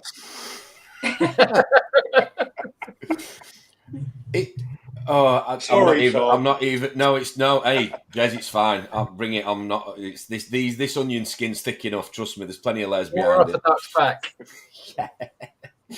Oh dear, a few people chatting amongst themselves. Right, so we've got a few more questions for you this morning. Let me just go back into them. So we'll go around the table. We'll start with Kez on this one. What got you into the hobby? Oh God! I mean, that's going back quite a long way. But I started with koi. I was breeding koi for a long time, and I got quite good at breeding, and the koi. Sorry, I was waiting for that. You're going to make her blush. You've been so good, Tom. Sorry. So good. Breeding the koi, but because I got quite good at it, and I was getting consistent results all the time, I sort of lost the challenge with it. So I started to get a little bit bored.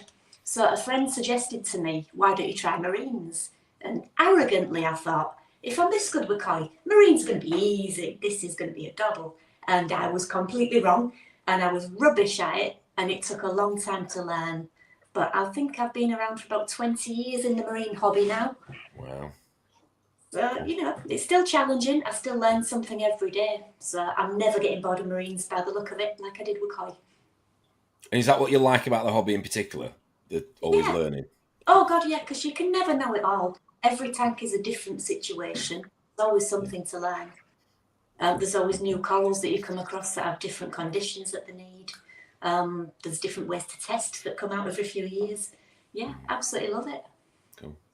Jez, what's the background? What's the story? Oh, a holiday to Kenya in the early, late 80s.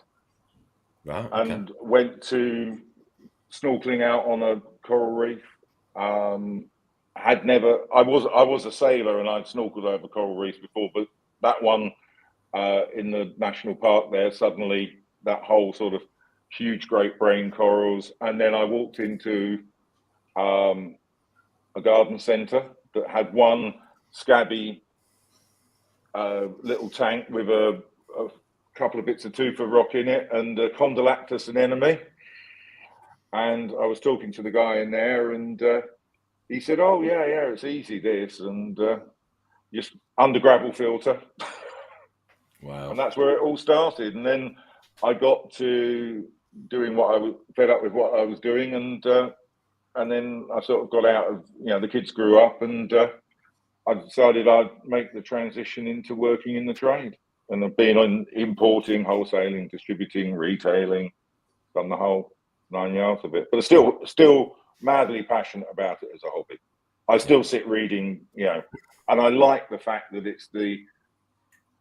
for me personally, it's the confluence of science and sort of art. You can have a beautiful tank, and then you can sit and get buried in the science, but then you look at somebody who's just got this really simple tank. I mean, the prime example of, when we was over in Germany, Corey took us out to see Myra's tank. Yeah. And you think you've seen it. I've been around the block. I've seen so many good tanks, and then you just completely out the blue, Corey drops that in and says, "Oh, do you want to come and see this tank?" I said, "Oh, okay." Didn't know anything about it, and you just sit there and go, WTF? What the? There's this lady in Germany who's got like every. How many different species of SPS has she got in there, Corey? She's got all of them plus some I've never seen. A lot, definitely a lot of different. Yeah, and everyone is like got perfect color, perfect branch, and you actually ask her about her water chemistry or what's this, and she's like, "I just put this in and I put that in, and it's and it never ceases to amaze me." Some of the most amazing fish tank setups, to be fair, when I think about it, are run on the most simplest of methods. So So that's roughly my story. So never always amazed by it. Still fascinates me. Good. Corey? For me, it was a business decision. I mean, I worked in freshwater, pond, and terroristic section. And at some point, my boss asked me, "Hey, I need some help in the saltwater section. Why don't you come over and help me?" So I did, learned a little bit, but at first it was just a job for me. But then we started importing soft corals from Vietnam. And I absolutely fell in love with bounce mushrooms and jawbreakers that were coming in from Vietnam back then. And I was hooked from that day on. And at some point, I took over the saltwater section, and here I am today. Yeah. Addiction, yeah? Addictive hobby. Absolutely. I completely deep dived into high-end stuff. Yeah, fair enough. Corals or fish? I'm assuming you're going to say corals. Yeah, I'm not big of a fish guy now. For me, fish are just there to clean the tank and poop. Yeah. True. Stevie boy, Mr. Fox. Yeah, I mean, I've been into aquatics forever. My mum informs me that she bought me a goldfish at 5, and I've had a tank ever since. Went through sort of the cold water, the tropical, the oddballs, Malawi, anything unusual and weird and wonderful. Then went into the saltwater side, underground filter, reverse flow, T8s, T12s, way back when. I then got asked to go and work for my local fish store. So I did retail for a few years. I then got asked to go for an interview for a sales rep for a saltwater company, and just sort of grew out from there to where we are today. I think so. You were the only person that turned up for the interview, then, yeah? Is that what you're saying? Absolutely, right. Yes. I think I love it more now than I ever have done. As you say, it is an absolute addiction. Yeah, definitely. It really is, and I love everything from soft coral, LPS, SPS, fish, which is probably my downside as to I tend to run out of space in my tanks very quickly. Yeah, it's definitely looking very sexy behind you. I'm sure Ronald is messaging you right now saying tank tour, tank tour, tank tour. I have had some messages from Ron. Yes, we need to see that. We need to see a video on that. No, thank you ever so much. Right, I was going to jump into the comments, ladies and gentlemen. A few people talking amongst themselves. Right, Oran's Reef, what's Oran's Reef? To connect to try an MP at the same time to an Apex Junior, what additional connection boxes needed, or is it not possible to run both at the same time on a JR, on a Junior? That's for you, Steve. So two options on that one. One is to buy a one-link module, which would be my preferred method if I was going to go further into the Neptune system. Just for the simple reason that the one-link module will help you going forward with other products in the future, because you can connect Trident, you can connect DOS, you can connect pretty much anything through one link nowadays. If you don't want to go down that line, then a Aquabus cable and power supply. So plug the Aquabus straight into the head, and then a power supply to power the Trident up. So yeah, Ron's saying that was in messaging on WhatsApp about it's happening live. Okay, fair enough. Yes, we'd love to see that it's tactile, that Melinda's saying. Let's have a look here. What else we got? Oh, John's saying, Kez, 20 years in the hobby, you must have been 10. Oh, I like John. Yeah, everybody's saying he's a smooth talker, our Johnny boy. What else we got in here? So we've done that one. Right, so back to the Ion B for a second. Mr. Russell's asking, I think you've probably touched on this already. I'd like to know how concentrate the Ion B is compared to, say, Tryon. And does it come, obviously, you've already said we're going to wait for that, sorry, come in larger size pre-mix and powder options. How is the concentration? It's 10 mLs per 100 liters raise the alk by 1. And for the calcium, it's 10 mils per 100 liters by 7.2, I think it was. Right. It's comparable to ATI. Why is that 1 to 7? One may ask. It's because when a coral grows its skeleton, it takes 1 part alkalinity, about 7 parts calcium. That's why if you dose both at the same amount, it's usually the correct amount of coral growth. You have tanks that sometimes use up more alkalinity. That's why we don't force people to dose both at the same amount, but it's recommended to dose both at the same amount. Okay. Are you suggesting people run ICPs as well when you're dialing this in, I'm assuming, to check everything's in balance? Of course. Yeah, okay. At least for the trace elements. I mean, if you go with the minimum, you can't go wrong. But if you want to get most out of it, then I would recommend using an ICP, of course. Okay. On that note, what was the second question? Larger pre-size mixes? Oh, sorry. Yeah. We're planning on a 10-liter version, and the powdered version's also in bigger. Yes. Cool. On the subject of ICPs, and you said something to me when we were over, Corey, that you should say to everybody: do an ICP when your tank's doing well, not when it's doing bad. Yeah. Correct. Agree. And that was like, I never thought about it like that. That was a light on moment. Yeah, it makes sense. Does make sense. When your tank's really growing well, you don't bother, but just do one and then go, oh, well, that's because I had X and this and this. Yeah, definitely. Rather than just, oh, my tank's not growing or not doing well, I'll do an ICP. It's a good point. Yeah. Yeah. Well, on that note, Jez, there was a question that was sent in. We'd got, where are we? Yes. What ICP? Oh, hang on. What ICP test do you recommend, and what makes it better in your opinion to others available on the market today?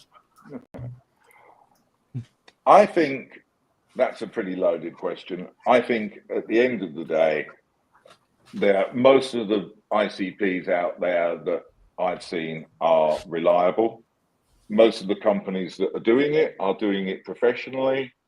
I know we've only just paired up, obviously, with NIOS and ATI, but ATI has a stellar reputation. Again, we have the labs that set up for Modern Reef. I mean, all of these companies that are doing it, they're not somebody in their bedroom just going, "Oh, I've got an ICP machine, I'm going to do it." So I think it's fair to say it's pick which one you like and stick with it. Personally, I use obviously I use the ATI and I use the Modern Reef depending upon what I want. So both give me different things. So such as the Modern Reef, you get things in there like parlos, turbidity, which is going to give you an idea as to the clarity of your water. Whereas with the ATI, they've obviously got the MS machine. So if I want to do a deep dive into my minor tracers, then I will send off ATI for that purpose. And the other option is I tend to just pick the cheapest one if it is just a let's just send it off. I just tend to pick the cheaper one out of them. And I take it these ATI ones are going back to Germany to be tested. Yes. So we ship out from our facility on the ATI every Tuesday and every Thursday, and on the Modern Reef we ship out every Thursday. Does how long the water is in situ or in packaging have any reflection on the results? Not really. It's not a big. It depends on the temperature that it's kept at. So we tend to keep them in the fridge when they arrive with us. This sort of weather won't make a difference. If you are shipping from the Bahamas, then you're going to have obviously different results. You know, it was quite interesting. I was talking with an American friend of mine, and going on about, you know, we've worked hard to keep the shipping time down to ATI as best we can post Brexit, and Steve and I have been, you know, gone through a number of shipping options to get the timing as best, you know, as fast as possible.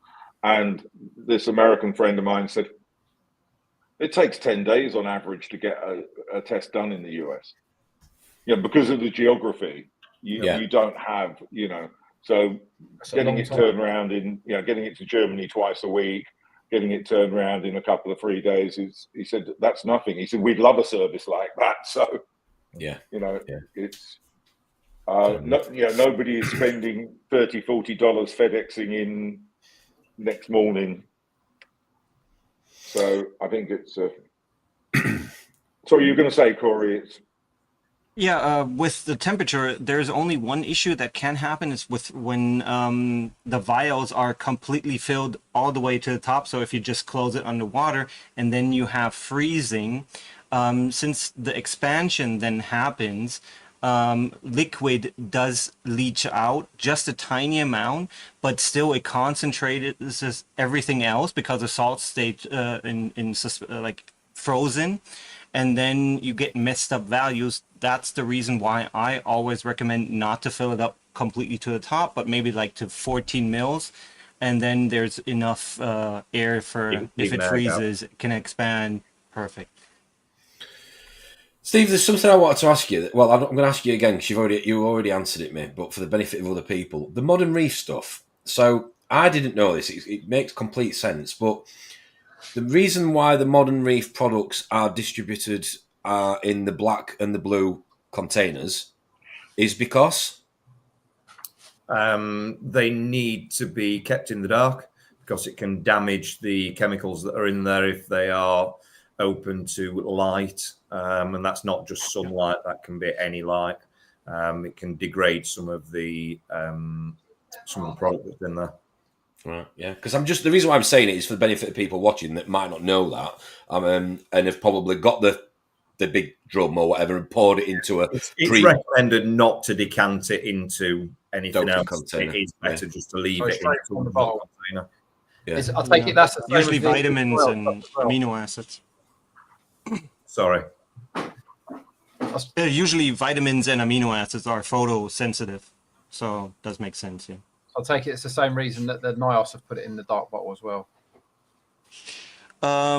Yeah. I mean, for the Ion B, it has a little strip on the side where you can see how much it is. But since this is only inorganic, there's no issue with light. Shouldn't be a problem. Yeah, that's the difference with the modern reef and the Naos. That the modern reef is organic and inorganic. Right. Okay. That's interesting. Yeah, that makes complete sense when you say it, but I just think there will be people out there that have decanted it definitely, and might want to. No, it's good. It's a good point, Tom. Yeah. What else have we got in here? John really wants to get to know you, Kez, this morning. When are you doing a tank tour of your fish room? And are those optics on the wall? He's already clocked your little bar, is it, behind you? Yeah. It's 12 o'clock, almost. It used to be a utility room, now it's a bar. What can I say? Lockdown. Yeah, blame lockdown. Yeah, John would like to see more of your tank. Sorry, Kez is asking. All right, okay. In another couple of months, once everything's up and running properly, I'll do you a nice tank tour. Perfect. Yeah, expect a message shortly off Ronald, I'm sure. Right, let me go back to some of these questions that we'd got from some of the viewers that were preloaded in. So back to salt again, Corey, I'm afraid. We call him Baby Dave. Baby Dave's asking, what values of nickel, copper, zinc do you put in your salt, or what recommended levels should they be in your water change salt or your regular salt that you use? The smallest trace element that we add to the tank is molybdenum. Anything below that we do not add specifically. That has many different reasons. I mean, you can imagine to get 2 micrograms of zinc in a 20 kilo bucket, that's like 2 grains of salt. So that's very impossible to have it distributed equally. The only way to do that would be to have an extra process. We don't have it perfectly down. That's why we don't recommend it. The second way would be to have a different trace element that has like zinc or nickel as an contaminant, but then you have the issue that in some batches they're high, in some batches there's low. That's why we decided to go the lowest that we can get perfect is the molybdenum. Anything else is usually just a tiny amount in other elements. Enough. Why do we not put more effort in getting that? Because, in my opinion, for a high-end salt, you don't pay for what's in it, but for what's not in it. It has to be clean. It has to be consistent. And you're gone again. He was doing so well. He was doing so well. He was clean and consistent, and then he went. I'm so sorry. It's killing me. It's fine. Don't worry. Don't you worry yourself. So where was I? Where did I drop out? You were clean and consistent. Yes, but you still need nickel, zinc, copper in your tank. So in my opinion, salt is not the greatest tool to get those in your tank. Those are trace element solutions, your 2 parts. The values I would strive for would be nickel somewhere between 2 micrograms and 5 micrograms, copper somewhere between 0.5 and 1.5 micrograms, and zinc somewhere between 1 and 5 micrograms. As I said, good salt is basically what you have not inside, but rather than what you have inside. You want it to be clean salt. Would you agree, Steve? Yeah, least amount of contaminants. You can always add, but you can't take away. Yeah, exactly. You just took words out of my mouth. Definitely, you can always add. We had this discussion before, didn't we, about obviously certain brands, when you mix it up, the amount of crap that's left in the bottom of the mixing bucket. Yeah. Jez and Steve, what are the plans going forward with current brands under your umbrella? That was Ian, that was you, Rodders, wasn't it? You're muted. Sorry, mate. Yeah, it was, mate. Yeah. Just wondering, just curious. Keep on doing what we do. Support the stores, support the brands. Yeah. Support the hobbyist, and keep trying to do the best that we can to help people get better in the hobby, get better results. That's what we always look for. That is what the company was built on. Mm. Good. Yeah. It's important that, because I think as hobbyists, I was talking to some of the guys this weekend that helped with Liam's tank move, and you just find yourself that if you're not careful, you end up going down this wormhole of just that everything's just negative in terms of the hobby. You're struggling with this, you're fighting this has died, this is broken.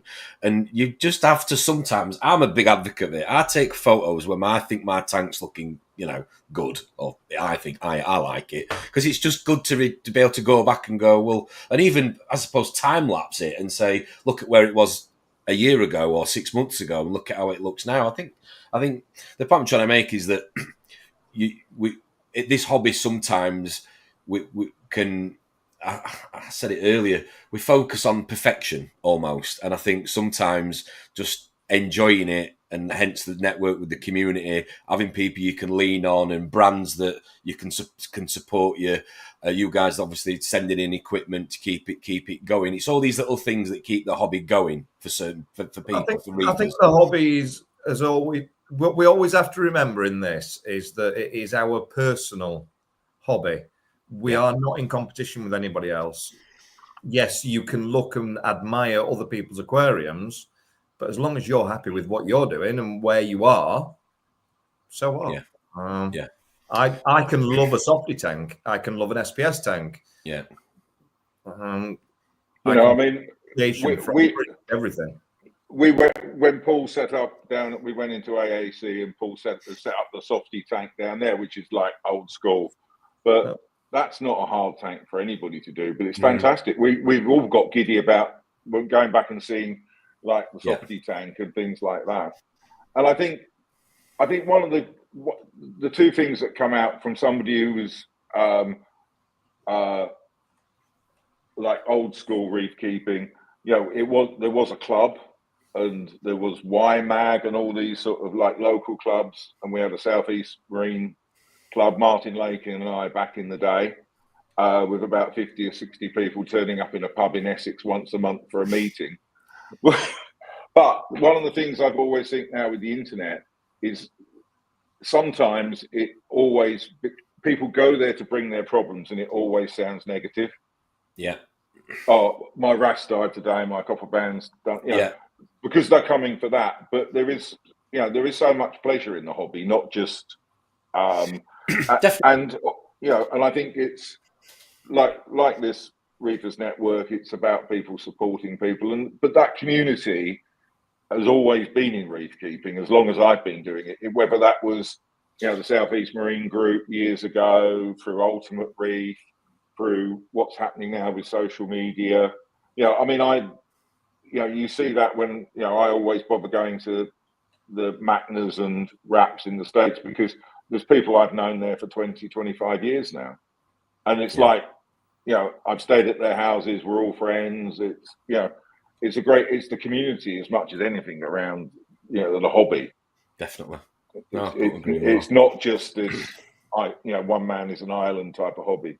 I don't think, Yeah. I mean, that's what we're trying to do with the reef meets. We've already said, I know when I first got the hobby, they used to happen. They just don't happen as often as they used to do. So, and people need them socially more than ever these days for that interaction, like you're just saying, in that community. So, and it is great. It is great. I think we got out the COVID got everybody out of the habit, but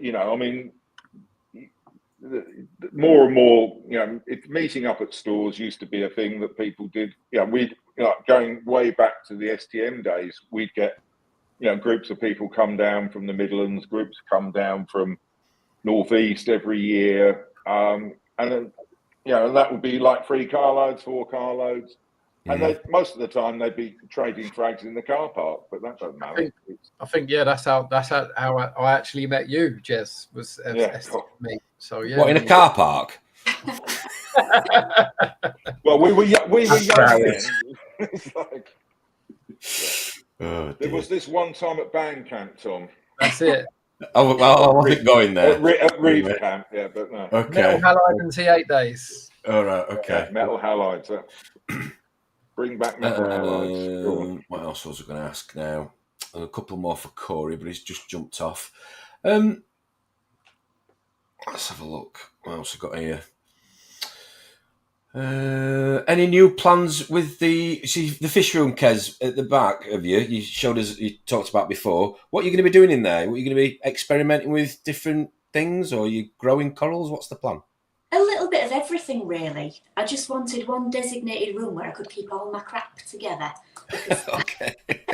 I had tanks and equipment distributed throughout the house, so I thought I just wanted to combine it all in one room. So I can, like you said, I can experiment. I can do different things in there. One of the things that I'm going to be trying is breeding mandarins in there. Wow. As well. I've got a frag tank going. I've got an SPS only tank running. So yeah, a bit of all sorts, really. Are we going to see some spawning? Are you going to have a go at spawning, Kez? Absolutely, yes. Yeah. I've never bred mandarins before, but I've always been interested in it. And obviously, I know it can be done in captivity. So I thought something new to try that I've never done before. Yeah. And as I said, also building a water room next door now as well. So that will just be perfect, having all that water storage next door. So I can tap into it for auto water changes, get everything all running automated in there.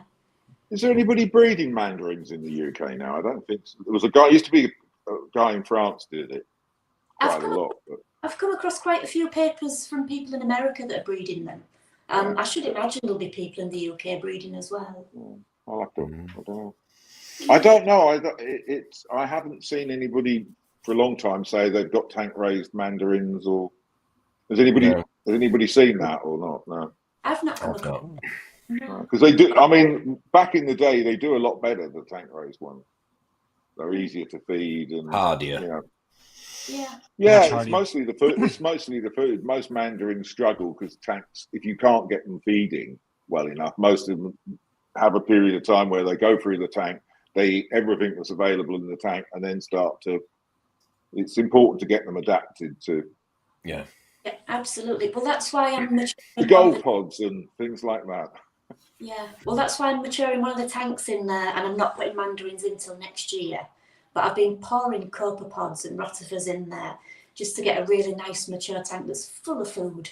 Then next year I'll put a pair in and see what we can do. Cool. Very good. Very good.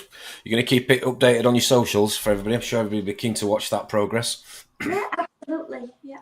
Well, I used to breed seahorses a long time ago, so I'm hoping it should be easier than seahorses. But right. Okay.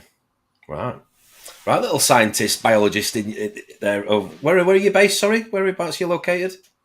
The very east of East Yorkshire.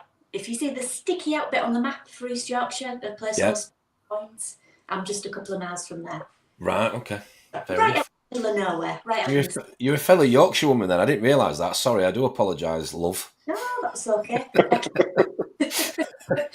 Right, okay, I'm conscious of time now. We're getting on to the two hour mark. A few more other quick questions I want to fire in before we wrap up.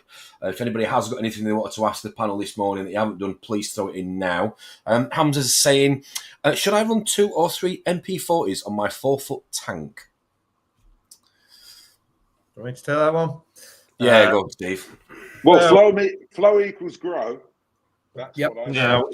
So two questions would be sort of 4 foot by 18 inches, 2 foot, 4 foot, and how old is the aquarium? I would always go with more than what you require. So the tank that I've got behind me has 6 MP40s on there, just for the simple reason I had them from my old tech breakdown. So I thought, well, I'm going to use them.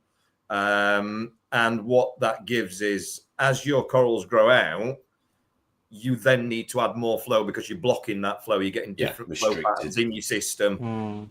You start getting those dead spots. So the more that you put in there, the better it's going to be. I suppose it all depends on the aquascape as well, doesn't it? Yes. If it's quite open or... But I mean, the other thing with all of that is, 2 or 3, you can start with 1. Because when you've just got little frags like that, you can start with, you can start with 1 and then add more in as you go. I think the biggest thing, and I don't want to just keep going on about our brands, but with the Vortec, the biggest thing that I like is the software. So I can then put in nutrient transport nutrient transport mode overnight for an hour, so it's picking everything up off the bottom. I can have a soft lagoon for an hour. I can have wave motion for an hour. I can put a feed mode in at the same time as what my auto feed is set off, so it calms it all down. So it's those things that I think you sort of want to be looking at, and I think you will probably get away with less by being able to tune in all of those flow patterns. Definitely. Thanks for that, Steve. Minlid is asking, Kez, yeah, we would love to follow along in your Mandarin breeding journey. Will you be documenting it anywhere we can watch? Yes, absolutely. I will be documenting it on my Instagram channel, the Coral Whisperer _UK. Perfect. I'll be putting regular updates on there about it. And on the rest of the reefing madness that goes on. Always something. Well, thank you ever so much, everybody, for joining us this morning. Thanks, Steve. Thanks, Corey. Thank you for having us, Tom. It's been great. Jez. Thanks for having me. I hope you've enjoyed it. I hope you've been relaxed and a bit of entertainment. And no, thanks for the contribution. That's exactly what the network's all about. Everybody getting involved and helping grow this hobby even more. So, yes, enjoy the rest of your weekends then, ladies and gentlemen. What's left of Sunday at 2 minutes past 12. We will be back this Friday. We're probably going to talk about Liam's tank move because it was that entertaining. It would be a shame not to share it. So we're probably going to be visiting that on this Friday's show. But yes, thank you to everybody that's tuned in the viewers. Well done to Melinda for winning that awesome giveaway. Steve, I'll let you know what's happening with that in terms of address, contact information for when we come for the stream. But no, if you haven't already done so, guys and girls, please give us a like and a subscribe to the channel. It really does help us, as I say, every Sunday, every Friday, get other guests on the show. So that leaves me to say, enjoy the rest of your Sunday, everybody. Thank you very much for joining us. Thanks a lot. And we'll see you all soon. Take care. Ian, Thank you. Bye-bye.